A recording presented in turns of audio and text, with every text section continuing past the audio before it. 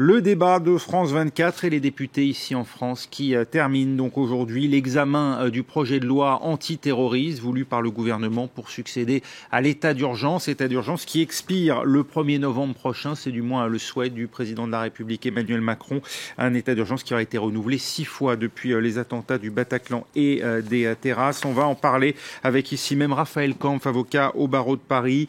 Merci d'être avec nous. Merci à nouveau à Shem Sakrouf et Mohamed Sifawi avec nous en duplex de Southampton en Grande-Bretagne, le commissaire divisionnaire honoraire de la police nationale Michel Lepoix. Alors ce débat, on a beaucoup parlé du contenu même du projet de loi, mais il a été évidemment largement débattu à l'Assemblée nationale, beaucoup de critiques et une motion de rejet votée pour des raisons opposées d'ailleurs à la fois par les Républicains et la France Insoumise. Écoutez deux de leurs représentants.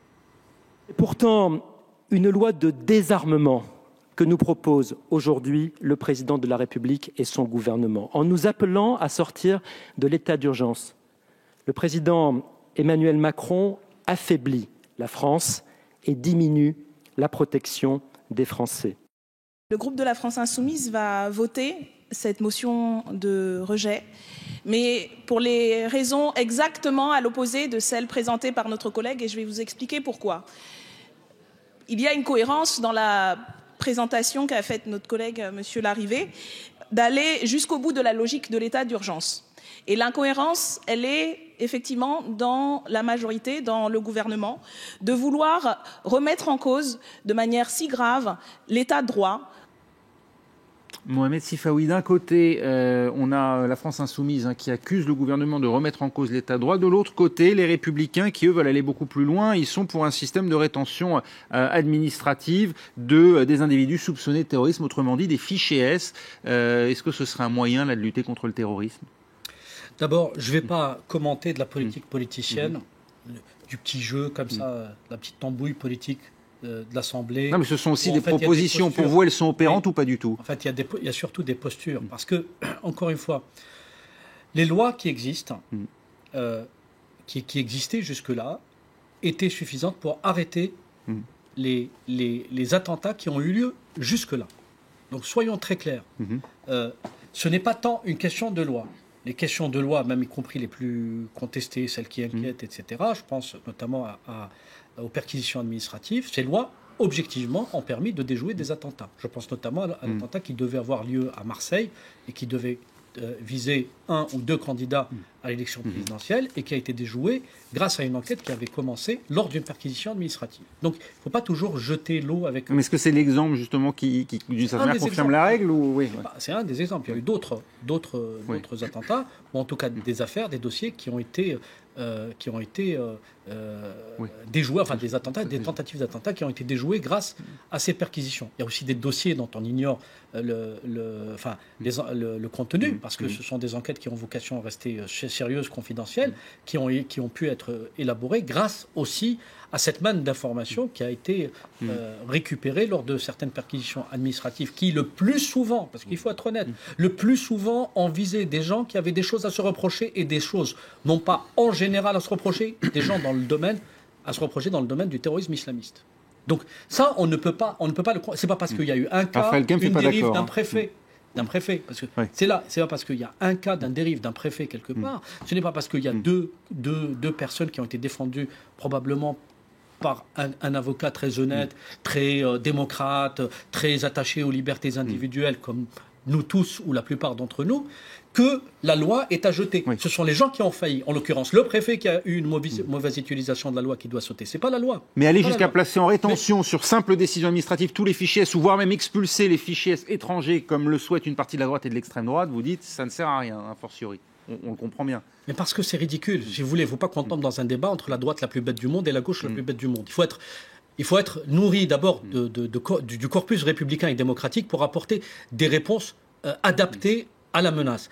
La droite qui a gouverné, on sait très bien sa responsabilité dans, je dirais, les attentats qui ont eu lieu. La gauche qui a gouverné, ou même celle qui n'a pas gouverné, on connaît soit sa responsabilité dans les attentats qui sont passés, soit parfois, pour certains, leurs accointances avec les tenants de l'islam politique, notamment dans certains quartiers. Donc, si vous voulez, les leçons de morale qui sont données par certains politiques qui font leur carrière uniquement sur le malheur des autres, parce que derrière, il y a des victimes, voire des gens menacés aujourd'hui, si vous voulez, c'est des choses qui ne m'intéressent pas personnellement. En revanche, il y a une chose sur laquelle je voudrais insister, ce sont notamment des choses sur lesquelles qui n'intéressent pas grand monde, les ghettos ethno-religieux, donc une véritable politique de la ville, des enfants déscolarisés avant l'âge légal et scolarisés dans des écoles alternatives qui enseignent le salafisme, qui sont tenues par des associations des frères musulmans, qui endoctrinent, qui pervertissent une partie de la jeunesse, qui la manipulent, qui la jettent dans les bras des mouvements djihadistes. De ce point de vue-là, vous saluez la décision de permettre au préfet de fermer les lieux de culte, par exemple, qui favorise... Si, de manière objective, les préfets, sur la base de renseignements concrets, ont des informations sur la diffusion d'une idéologie à vocation djihadiste, ou en tout cas une idéologie anti-républicaine, antidémocratique, il faut absolument fermer ces lieux de culte, parce que ces lieux de culte et la transmission du djihadisme ne se fait pas que dans les lieux de culte. Il y a aussi la transmission via Internet, il y a aussi la transmission via certaines écoles qui sont détenues par des associations plus que douteuses. Il y a la transmission tout simplement dans certains quartiers qui sont livrés, je dirais, aux recruteurs islamistes parce qu'il y a eu une démission des pouvoirs publics. Donc il y a toute cette réflexion de fond, en l'occurrence une vraie politique de fond de lutte idéologique contre l'islam politique qui doit être menée. Raphaël Kem, je vous sens bouillir sur plusieurs points. Oui, sur plusieurs points. La deuxième partie du discours de M. Sifaoui, je ne vais pas rentrer dedans parce que j'aimerais bien m'intéresser aux questions juridiques. Et lorsqu'on vous dit que les perquisitions administratives ont été menées dans la majorité des cas à l'encontre de personnes qui avaient des choses à se reprocher. En lien avec le terrorisme islamique. En lien avec le terrorisme islamique, on vous ment. Que les choses soient claires, il y a eu plus de 4200 et quelques perquisitions administratives qui n'ont débouché que sur l'ouverture d'une vingtaine d'enquêtes pour association de malfaiteurs en relation avec une entreprise terroriste, et encore moins nécessairement des mises en examen qui ont suivi. Voilà, ces chiffres-là, il faut que chacun, que chacun les ait bien en tête, et il faut voir qu'une perquisition administrative, c'est pour les personnes qui en sont l'objet, et je dirais même plus qui en sont les victimes, un sentiment d'humiliation. Parce qu'on vient vous voir, on va chez vous, la police vient chez vous, uniquement sur la base de renseignements qui ne sont pas soumis à un débat contradictoire et qu'on ne peut absolument à aucun moment discuter, sauf postérieurement. Donc il y a beaucoup de choses à dire. Tout à l'heure, on a parlé des voies de recours. J'ai entendu dire que les voies de recours avaient particulièrement bien fonctionné pendant l'état d'urgence. Il faut essayer de remettre un peu les choses dans leur contexte et de voir comment ça a fonctionné concrètement. Concrètement, quand on attaque une décision prise au nom de l'état d'urgence ou une décision qui sera prise au nom du projet de loi antiterroriste, on va devant un juge et ce juge voit une note blanche. Une note blanche, c'est une note des services de renseignement qui, contrairement à un dossier pénal, par exemple, n'est étayé par aucun élément sérieux, objectif, précis et circonstancié que vous pouvez discuter. Vous êtes d'accord, Chem Sakho ? Oui, je suis d'accord avec les deux pour essayer de maintenir. Qui montre la complexité du sujet. Tout à fait.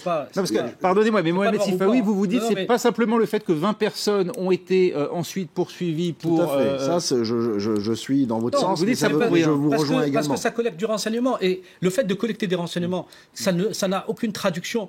Ça ne se matérialise pas par des chiffres et des statistiques, une judiciarisation. Ou en tout cas, quand il y a une judiciarisation, peut-être c'est dans 1 an, dans 6 mois, dans 8 mois. On sait très bien, quand on suit les affaires terrorisme, que parfois des enquêtes des services de renseignement sont menées sur du long terme, sur 6 ans, 7 ans, 4 ans, 5 ans. En l'occurrence, quand une note commence à sortir, en soi, ce n'est jamais, ou très rarement, je veux vous dire, en une trentaine d'années de carrière sur le terrorisme islamiste, je dirais... J'ai rarement vu dans des démocraties, mais vraiment très rarement, il y a eu des dérives, mais très rarement dans des démocraties, il y a eu des dérives dans l'Amérique de Bush, il y a eu des dérives je dirais, chez les faucons américains, il y a eu des dérives parfois dans certaines... Ouais. Mais si vous voulez, objectivement, quand il y a des services de renseignement qui ont peu de moyens et peu de temps, qui commencent à s'intéresser sur la durée à des dossiers, ce n'est jamais par hasard. Voilà. Je le dis, maintenant, les gens, à chacun de juger. Chem Sakho. Oui, encore une fois, c'est pas pour être hypocrite. Effectivement, quand les services de renseignement s'intéressent à des individus, c'est qu'à un moment donné, les individus qui les intéressent sont rentrés dans leur spectre, à travers de l'échange digital, du numérique, les réseaux sociaux, ou tout simplement par la fréquentation d'individus déjà connus des services de renseignement. Donc les services de renseignement, on se met à leur place. Qu'est-ce qu'ils font ? Ils se disent, on n'a pas assez d'éléments, on laisse tomber ? Et 3 jours après, on va leur reprocher d'avoir laissé des individus qui sont passés à l'acte. Donc la vérification et l'utilisation de moyens de surveillance sont nécessaires lorsqu'ils apparaissent dans le spectre des services de renseignement. De ce point de vue-là, la logique, la manière de fonctionner d'Emmanuel Macron depuis son élection avec cette task force installée à l'Élysée, ce centre national du contre-terrorisme placé directement sous son autorité, et cette volonté, alors ce qu'il a réclamé cette semaine à ses partenaires européens, la volonté de créer une académie européenne du renseignement pour rapprocher, dit-il, nos capacités, ou bien la création d'un parquet européen pour lutter contre le terrorisme transfrontalier, c'est du gadget, c'est de la communication, c'est nécessaire, il y a un manque, il y a un vide aujourd'hui. Il y a un vide aujourd'hui, je pense que c'est des déclarations mesurées. Maintenant, il faut se rappeler que la création d'une académie du renseignement européenne permettant d'avoir des gens formés sur des mêmes techniques pour avoir des échanges plus fluides. Une harmonisation, tout à fait, est une bonne idée, mais qui est décriée par certains services de renseignement qui se disent on va mettre dans le même centre de formation des gens qui vont aller surveiller d'autres pays. Parce qu'il y a un volet lutte antiterroriste et il y a un volet espionnage industriel, espionnage d'État. Donc effectivement, ça peut poser problème à certains services de renseignement qui sont réticents. Maintenant, pour revenir sur la task force qui avait été longuement médiatisée ces derniers temps, la réalité c'est que c'est trop tôt. Est-ce que c'est une couche supplémentaire qui permet au président d'être informé, ou est-ce que ça va être un organe de coordination qui va être beaucoup plus fort que l'ancien Centre national du renseignement qui était là à recevoir les patrons de services de renseignement où on s'échangeait un petit peu le thé et les croissants.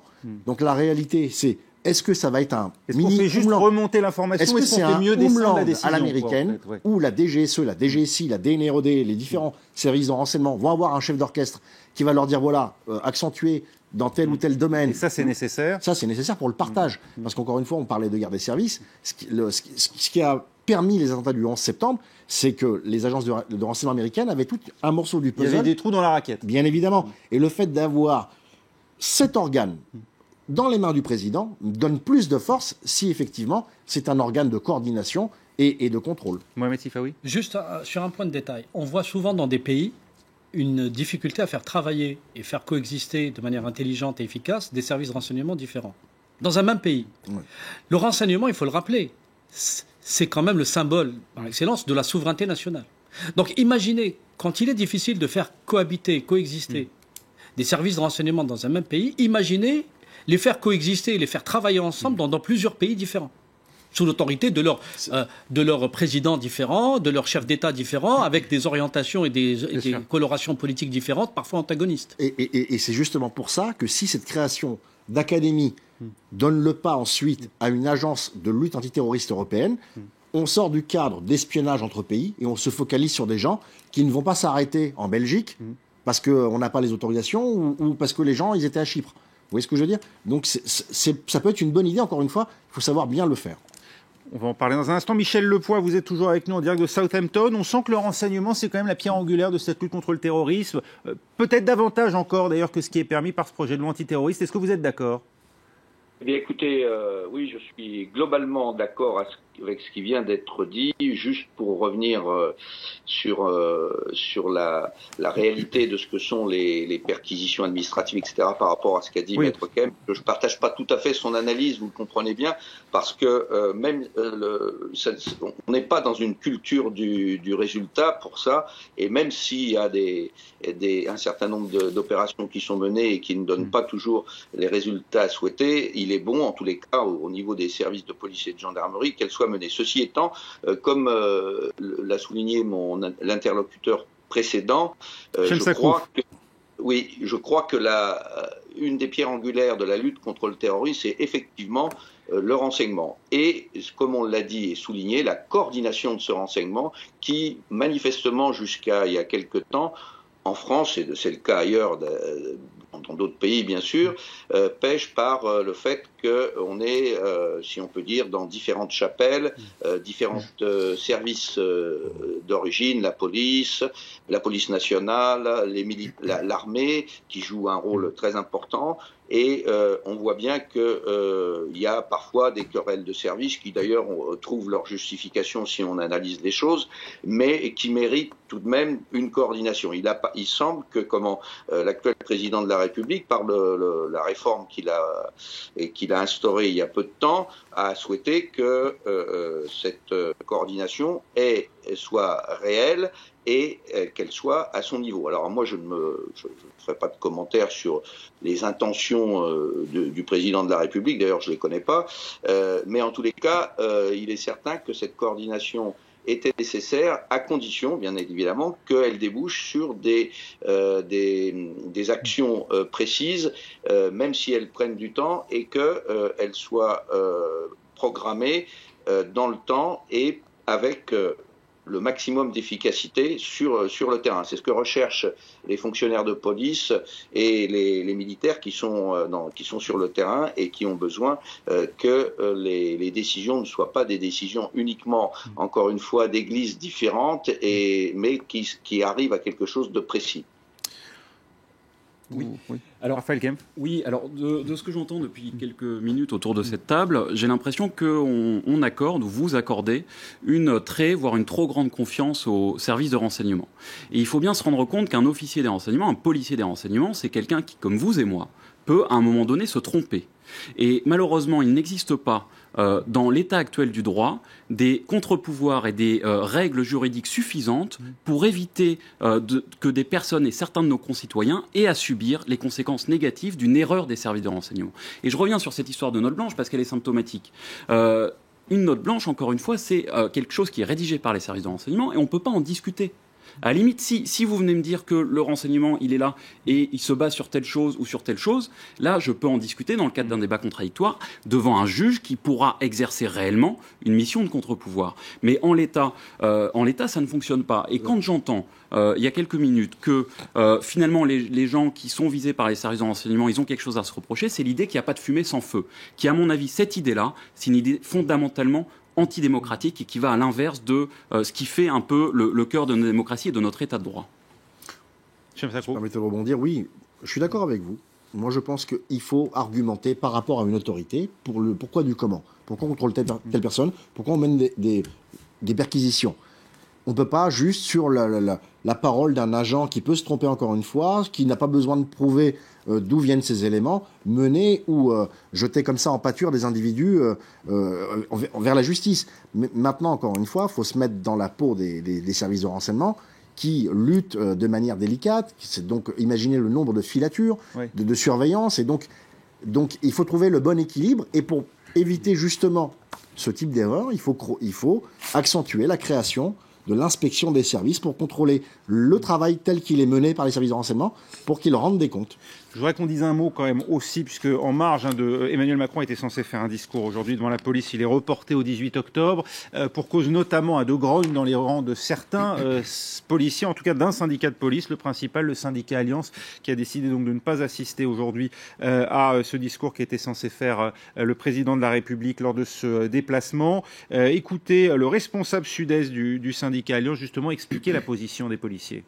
Notre geste se veut d'être fort. Alors, forcément, ça tombe sur le nouveau président. C'est dommageable pour lui, je le reconnais. Mais ceci étant dit, ça fait des années qu'on crie haut et fort. On rencontre les gouvernants successifs et on ne voit rien ne trop bouger, les conditions de travail se dégradent petit à petit et on arrive à un point où il faut vraiment se dire qu'il faut créer un électrochoc et c'est ce qu'on a voulu faire.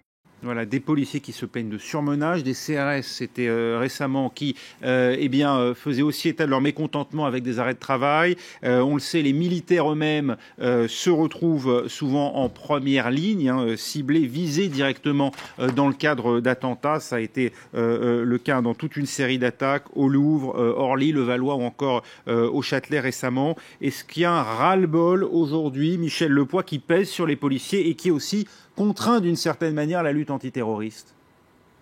Écoutez, je vais enfiler des perles en vous répondant, mais ça a été de tout temps comme ça. Dès qu'on est dans une situation situation.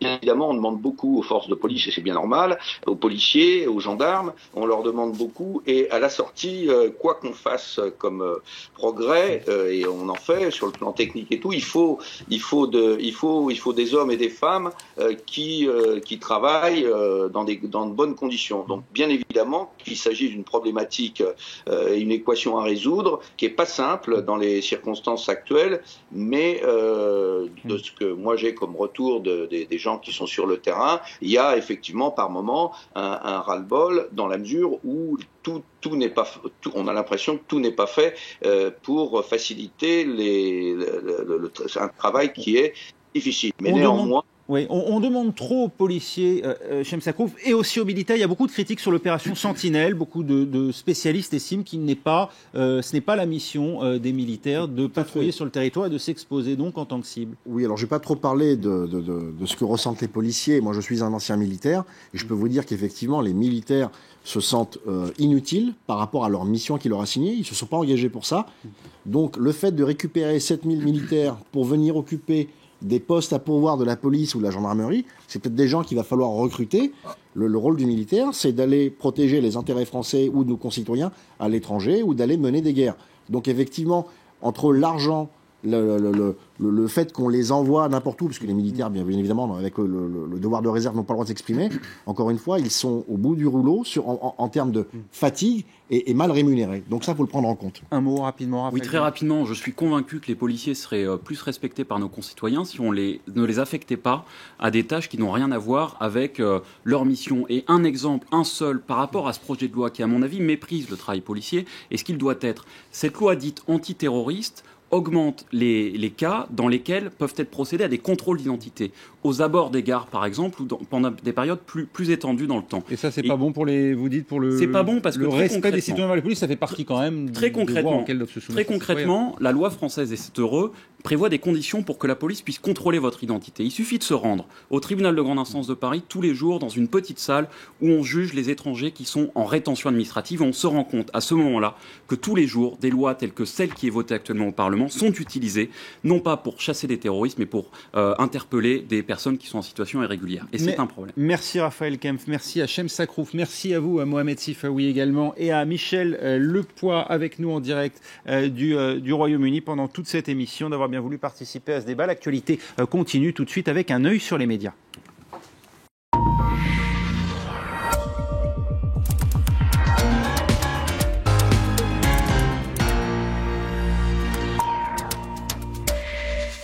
Un œil sur les médias, l'actualité vue du net avec vous, Myriam. On va reparler de ce résultat du référendum au Kurdistan irakien, 93% en faveur de l'indépendance. Ce n'est pas vraiment une surprise, il faut le dire. Non, ce n'est pas du tout une surprise. Et ce qui n'est pas aussi une surprise, c'est que la presse et la blogosphère du monde arabe est hostile à cette indépendance du Kurdistan. Regardez ce dessin pris dans le quotidien Al-Quds Al-Arabi où on voit l'Irak à la dérive, l'Irak coupé en deux, privé de son Kurdistan, sa région kurde. Et puis vous avez d'autres dessins qui illustrent ce refus, ce rejet. Vous avez Massoud Barzani qui sépare les deux territoires. Alors, j'ai envie de dire au forceps ou peut-être au biceps parce qu'il s'agit d'un rapport de force et on l'a vu à travers toute la presse du monde arabe. Vous avez aussi regardé ce dessin où l'on voit cet homme qui représente le gouvernement de Bagdad qui essaye de pousser, d'empêcher ce référendum. On voit qu'il a beau y mettre toute sa force, c'est quasiment une bataille perdue. Alors, ce rapport de force, on peut le lire aussi à travers un article d'Al-Sharq Al-Awsat qui parle de Kirkouk, de la ville de Kirkouk qui devient une mine antipersonnelle prête à exploser et on y apprend que Bagdad n'est pas sur le point d'apaiser la situation en envoyant des troupes sur place pour récupérer toutes les villes disputées, notamment Kirkouk. Le journaliste rappelle que la ville est riche en ressources naturelles, qu'il y a une minorité turkmène et arabe hostile à ce référendum et à cette indépendance du Kurdistan. Et on y apprend aussi que Bagdad a appelé à l'aide l'Iran, une aide militaire, et que l'Iran a accepté. Et ce qui nous laisse comprendre la complexité du problème à venir. Et puis, sachez également que l'Iran est est hostile, et on l'a vu toutes ces dernières semaines à ce référendum. L'Iran qui a d'ailleurs accusé Israël d'être derrière ce référendum. Regardez cet article qui date d'il y a quelques jours, et c'est une thématique qu'on retrouve à travers des photos, cette photo de L'Orient le Jour qui a été beaucoup tweetée, et puis aussi à travers des dessins, un autre dessin d'Al-Quds Al-Arabi où on voit un référendum, une main poser une lame dans l'urne, et puis Benyamin Netanyahou, le Premier ministre israélien, qui sort de la manche de ce bras. Donc c'est une thématique également qu'on retrouve beaucoup. Et enfin, il y a aussi sur les réseaux sociaux, sur la blogosphère du monde arabe, ceux qui sont en faveur de cette indépendance, principalement les Kurdes. Et ceux-là retweetent une vidéo d'une chanteuse kurde très connue, la Shakira kurde. Je ne sais pas si on peut voir ces images. Elle s'appelle Hailey Love. Je pense que vous l'avez au moins déjà vue. Elle avait fait un clip contre le groupe État islamique. D'ailleurs, elle est menacée de mort. Et elle a pris position pour l'indépendance du Kurdistan à travers une chanson qu'elle a postée elle-même d'ailleurs sur son compte Twitter. Je vous propose d'écouter un extrait de cette chanson. Hey now, let's go, go, go.